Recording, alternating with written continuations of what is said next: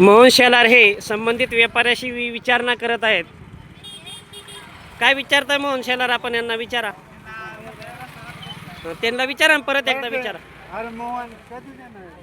विचारा ना एकदा, ते त्याला उत्तर काय देतात. सांगितलंय का?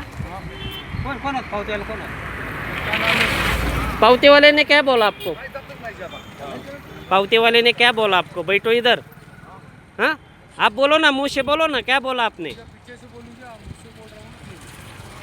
उल्टा बोलतो बघितलं का? सीधा नहीं. अभी क्या आप क्या हमारा सम्मान कर रहे हैं क्या? बाहेरून येऊन आमच्या दादागिरी करतात. अरे वो नहीं दादागिरी नहीं कर रहा हा मग? हूँ। उनको मालूम है कि मैं नाही, बाहेर राज्यातून येऊन आमच्या गावात दादागिरी करायची. अरे आप इनको बोल रहे, आप उनको बोल रहे, पीछे से बता रहा हो क्या? बेटा उसका नहीं बनाता। चांगलं विचारलं तुम्ही मला ना, बात तो सुनो, वो उनका नहीं बनाता है, उनका नहीं बोलता है, सिर्फ मेरा आके वीडियो बनाता आपको मालूम है क्या? है।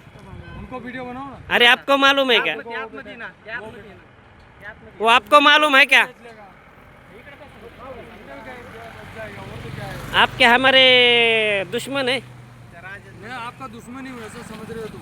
रोड के ऊपर हर बैठने बार दे. मेरा ही तुम आके उंगली करते हो। रोड के ऊपर बैठे तो वो अच्छे. किसी को नहीं बोलते भाजी, कसम खा के बोलता है, किसी को नहीं बोलते ये। पण आतमध्ये बसते तर बस. हाँ तो उधर बच जाएगा। अरे पण बाजारात जागा आहे त्यांना.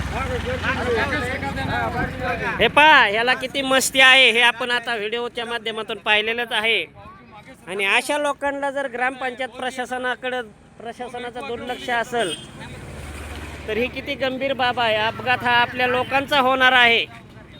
हा पैसे कमावणार, परंतु अपघात मात्र आपल्या गावातील भागातील पाहुणे अथवा मित्र अथवा ग्रामस्थ यांचा होणार आहे.